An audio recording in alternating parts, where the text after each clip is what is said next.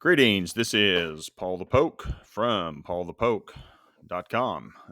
Today's topic, quakes in various places. We're going to take a look at Taiwan. We have flooding in Alaska from a typhoon. We have Hurricane Fiona in Puerto Rico. We have Typhoon Nanmadol in Japan. I mean, we are having quite the weather weekend here on planet Earth. And before we get started, I'm going to save that. Jesus comes first here. Luke 21 verses 11, part A. There will be great earthquakes and in various places, famines and pestilences. That's Jesus talking about the end days. All over social media. Climate change. First of all, I do want to acknowledge, I believe in climate change here at PaulthePoke.com. And I know that a lot of you folks are like, oh my gosh, what's going on here? I believe God is the actor.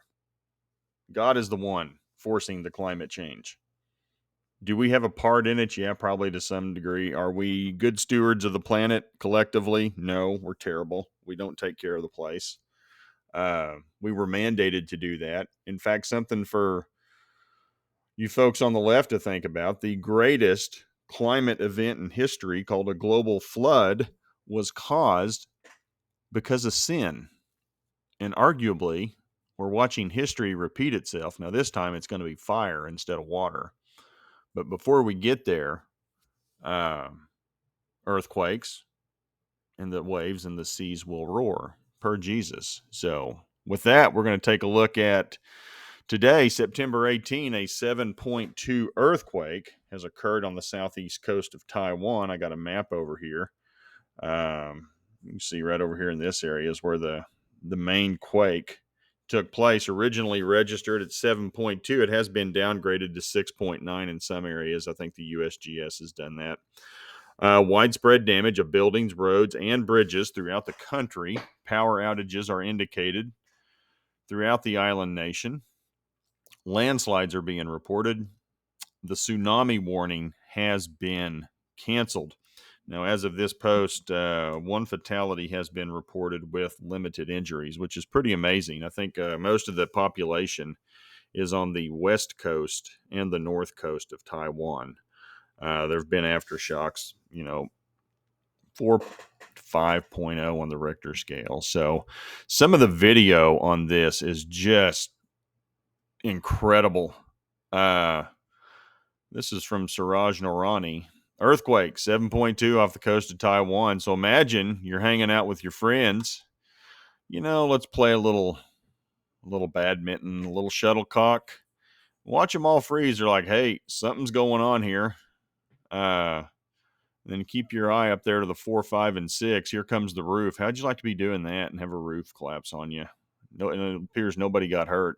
I've watched this several times. People run for cover. And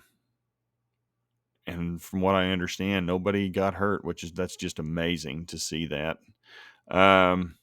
Imagine you're doing a little construction on some high-rise buildings in Taiwan, and you're on top of all that steel and rebar, and it's not held together by anything but steel and some wood, and you're up there shaking around. That would have to be very unnerving. I've also seen some things where people are standing on the ground and the shaking is so violent they look like they have jelly in their legs and they just collapse to the ground. I can't imagine. I mean, look at us just throwing that steel around. There's no telling how many hundreds of feet this person is off the ground. I can't imagine having the wherewithal to get your cell phone out and shoot video of that. I'd be like hunkered down, hanging on to something. But needless to say, this person had the mental capacity. Hey, I'm going to take a video of this. Unbelievable. How'd you like to be out for a little stroll, Sunday afternoon stroll on your motorcycle, just minding your own business, and they feel something's going on, and then look at all these things start to shake, and look at this. Nobody gets hit. It's amazing. You talk about the people in front going ahead and stopping at the right time, and this person having um, to stop. I mean, he would have got crushed he got probably zapped by power lines, trees, rocks. Had his GoPro activated probably. Unbelievable stuff coming out of Taiwan. If you just, hashtag Taiwan landslides, earthquake, you can see all kinds of video, pools shaking, crazy stuff. You're going to transition from there, Luke 21, verse 25, and there will be signs in sun and moon and stars, and on the earth, distress of nations. We got that going on. In perplexity, not because of wars, but because of the roaring of the seas and the waves. And again, that's a quote from Jesus. I mean, so we got a whole bunch of people and nations in an uproar over wars and rumors of wars, but apparently things are going to ratchet up to the point where distress of the nations is going to be caused by the roaring of the seas and the waves. Got 3 examples of that taking place this weekend. Typhoon Merbok has hit Alaska's west coast. This occurred mostly yesterday. This storm is crazy massive. We're going to see a picture of that here below in just a second, but just put this mental image into your head. If the storm were to hit the lower 48 states, the following states would be impacted and covered: Idaho, Montana, Wyoming, Utah, Colorado, Kansas, Nebraska, North Dakota, South Dakota, Minnesota, Iowa, and Missouri. I mean, this thing is huge. Murbach has a history of winds about 50 to 75 miles per hour. Peak wind speeds may have closed in on about 100 miles per hour in some places, with gusts up to 100. Waves out at the sea have reached the height of 35 feet, according to buoys. Storm surge has reached upwards of 18 feet in some places inland. And you can see video of this too. Homes and property have been literally sucked into the ocean. People have been evacuated and have lost their homes. I mean, it's just gone. I mean, imagine a 12 to 18 foot wall of water going over the top of your home and just pulling it back out to sea. And this is from the National Weather Service out of Fairbanks. Remnants of Typhoon Merbok impacts into Alaska's west coast. It's important to reference the size of this storm. Currently, coastal flood and high wind warnings in effect for the west coast and western Arctic coast as the storm tracks up the Bering Sea. So there's a shot here, satellite view of the storm. And then if you were to drop this on the lower 48, you can see how big this thing is. I mean, it's insane. And again, you can go to Twitter, National Weather Service, to look at that. Also, again, National Weather Service, Alaska region. Here's a satellite photo to give you an idea. Storm so big it will take about 3 hours for the sun to fully set on it. And it doesn't cover the whole storm, and you can see how big it is. There's Alaska right there. Crazy, the size of that. I mean, and to me, it just speaks to the raw, awesome power of God. I mean, he can do what he wants. And, what we're looking at relative to what's coming is a starter kit. I mean, this is impressive, but bigger and more is coming. It says what it says. If you're interested, click on this link, AccuWeather.com. Typhoon Merbok floods Alaska community as state slammed with storm surge. And this is taking place as this is being posted. Hurricane Fiona is making landfall in Puerto Rico. Fiona was recently a named storm, I think within the last hour or two, with sustained winds of around 80 miles per hour. President Joe Biden has declared a state of emergency for Puerto Rico, and this is a developing and breaking story. And a little shout out there to Reed Timmer, fellow Okie. He went to meteorological school at Oklahoma University. Guy's insane. Will check out any storm. Tornado chaser. He gets his nose right in the middle of it. I doubt he's in Puerto Rico, but if there's something coming close to the United States, he'll probably be down there. Great follow if you're into weather. Hurricane Fiona has been named just offshore of Puerto Rico. The most dangerous part of the storm is just now coming onshore in Ponce area east. Flash flood warnings already in effect. Expect dangerous mega floods off the steep terrain from up to 20 inches of rainfall in the mountains. And again, this is just off the southwest coast of Puerto Rico. There's a radar image of this. And this was as of 10:53 this morning, Central Time. So, 2.5 hours ago? And this is from James Van Fleet. And as I understand it, he is the chief meteorologist of Royal Caribbean. And he's got a tropical update. Fiona, now a hurricane. So they're talking about moving some of their fleet. Harmony, Allure, Mariner, Labadee. These are their ships. But the thing I was interested in is they're looking at the tracking of Fiona. So looks like it's going to go over the corner, over the western edge of Puerto Rico, swing to the north, and will intensify as a storm, possibly becoming a Category 3. If I was in Bermuda, I might be a little bit concerned about what's coming. But that appears to be, 3, 4, 5 days out. So I'm sure the folks in Bermuda are on alert and paying close attention. Canada, they're also saying Canada days ahead. Nova Scotia, probably a week from now, maybe a little later or so. Pay attention to Fiona. Strengthening storm from this point, reaching up towards Category 3. So,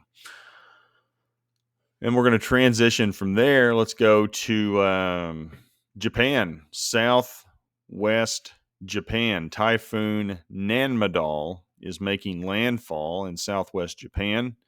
And this is one of the strongest storms on record to hit Japan. Winds are sustained at 150 miles per hour. Now, this is a release, what I put in italics, that was released by the Japanese government and picked up by nhk.or.jn. Put it in italics. I just copied and pasted it. It's a government alert.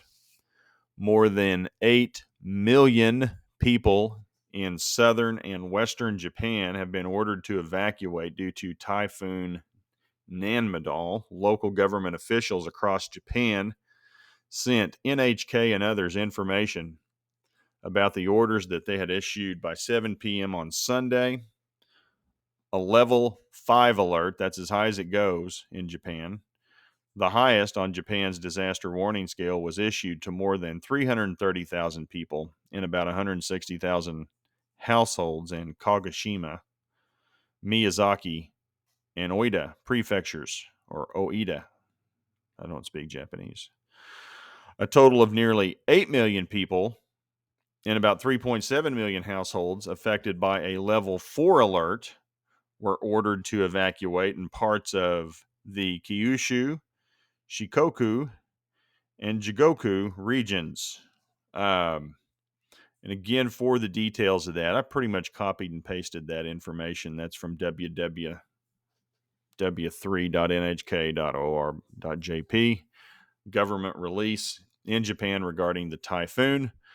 And here is this is from Stormwatch. They follow typhoons and hurricanes around the planet. The biggest thing is just watching the eye of the storm. Now they're projecting that this is going to swing to the northern shores of Japan and kind of hug the coast as to where this thing is headed over the next 24 hours. I've also seen some other reports give you a little bit of feel for what we got going here. Taiwan down here to the south and to the west. And this is the area where the typhoon is hitting Japan. I've seen some models that are just saying this thing's going to go right over and just go plow right through the middle of Japan. So, 8 million people now. I would think that's going to be updated throughout the course of this storm. And Tokyo has 25 million people, give or take a few, in their metro, if not more. I mean, so we're talking tens of millions of people are going to be impacted in Japan by one of the strongest typhoons to hit this country on record. I've seen some people say top 4 all time. I don't know if that was top 4 Japan or top 4 globally. Don't know the answer to that. Bottom line, it's a big storm. It's a strong storm. Clearly means business. This is from Bob Farmer Hines. He's an astronaut. I believe he's in the International Space Station as we speak. And he shot these photos. And his quote is, "It's incredible how something that seems so beautiful from space can be so terrible on Earth. Praying for the safety of those in the path of Typhoon Nanmadol." So, unbelievable weekend. And so I'm going to kind of dovetail from our astronaut friend, Bob Farmer Hines. And so here's a man, he's in space. So what can he really do? He takes pictures, he warns people, hey, this is coming, and he prays for them. And that's about all Bob can do. And we're going to touch base here. James 2, the whole, just read James 2 as a chapter, but specifically James 2, 14 through 17. What good is it, my brothers, if someone says he has faith but does not have works? Can that faith save him? If a brother or sister is poorly clothed and lacking in daily food, and one of you say to them, "Go in peace, be warmed and filled," without giving them the things they need for the body, what good is that?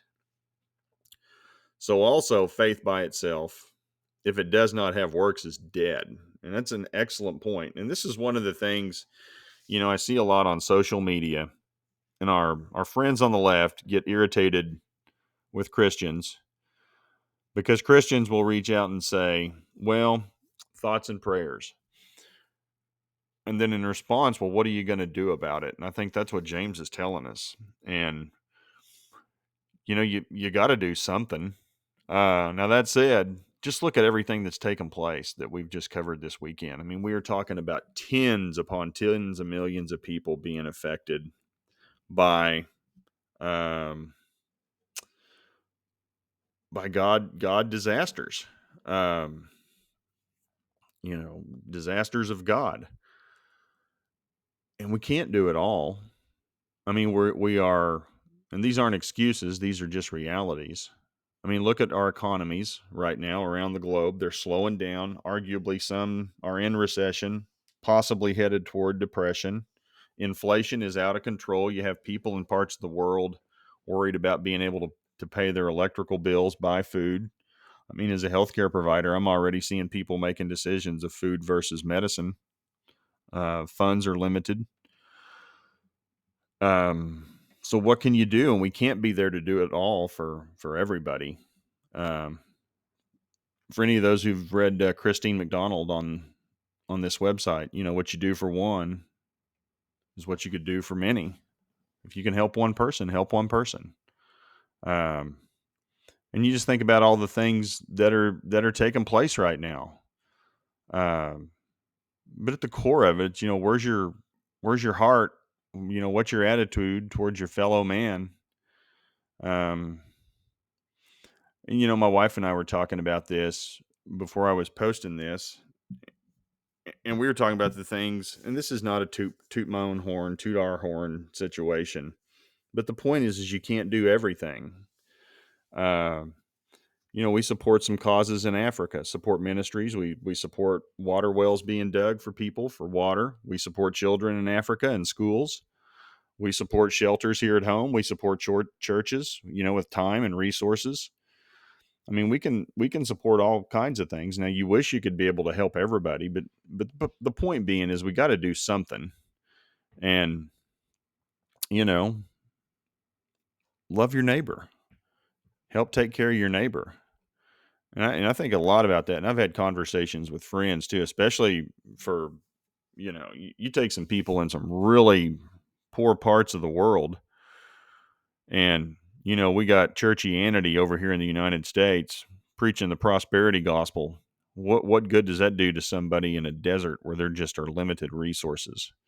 Or if you've got a corrupt government, I mean, tell them to pray and then it's just going to magically show up like God's some sort of genie, magical ATM. I mean, they're not worried about an ATM. They're worried about where their next meal's coming from or where they're going to get water. But do something. Do something is the point.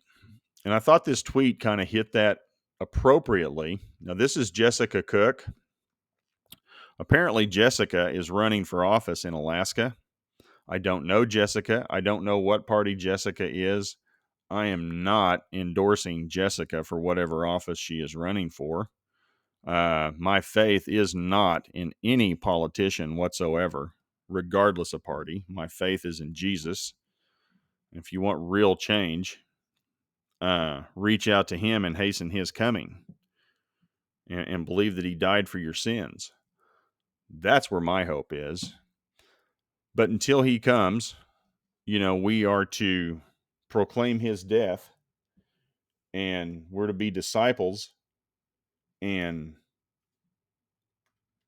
try to be like Christ, grow in that sense. But, to quote the tweet here from Jessica Cook, please stop and take a moment to think about, send prayers, whatever you can, to those in Western Alaska. And I would expand that to Puerto Rico, Japan, Taiwan. We got war-torn areas in the world right now. Ukraine. I saw this trending. Something's going on between a couple of Kyrgyzstan. I can't say it correctly. Over in Asia, a couple of old Soviet Union republics are scraping with others. You got stuff going on between the Caspian and the Black Sea with Armenia and Azerbaijan. Syria's in a civil war. Libya's a mess. You got Iranian proxies doing stuff on the Arabian Peninsula. I mean, I can go on and on and on. All kinds of people being impacted. But then send more than your prayers and thoughts. Find out what you can do to help your fellow Alaskans. Emphasis on doing. Do what you can. And if you can't do anything, and if you're stuck in a spaceship, then pray for them. If you're stuck in a spot where you are having some real financial, economic hardships and are limited with resources, pray for them. God will hear you. He'll respond. But if you can help out, help out. And I think that's a reasonable, balanced approach to the situation. And as time goes on, this is probably going to continue to increase. I would argue we are witnessing the birth pangs of the planet prior to giving birth to the millennial reign of Jesus. And it's going to get more intense and more severe. And at some point, there's going to be a 7-year crunch. It's going to be awful. But turn to him, the Prince of Peace, the Lamb of God, before the lion comes back. And it's real simple. He died for your sins, died for everybody's sins. And he doesn't want anybody to perish, but for all of us to be saved. Now, that's our individual choice. And he's a gentleman. He doesn't push himself on us. And that's a quote I stole from a friend, Maggie. She's spot on about that. So anyhow, if you find these things interesting, please share with others. I got some stuff coming out later this week. We got some stuff going on politically over there with the Shanghai Cooperation Group. It's like the Asian version of NATO. The gang is really getting together there. But type in your email address, hit subscribe. You'll receive notification every time we put something out. This is being categorized under earthquakes, volcanoes, prophecies, trend update, and then we got the SEO tags with the following information. So please feel free to share with others. Be seen on social media, Twitter, Facebook, Amazon, Truth Social, ValorTube, Telegram. So stay tuned. We got the fall feast coming up within about a week. I think we're just getting started. looking for things to intensify over this upcoming week. You may be hearing quite a bit from me. Maybe not. Time's going to tell.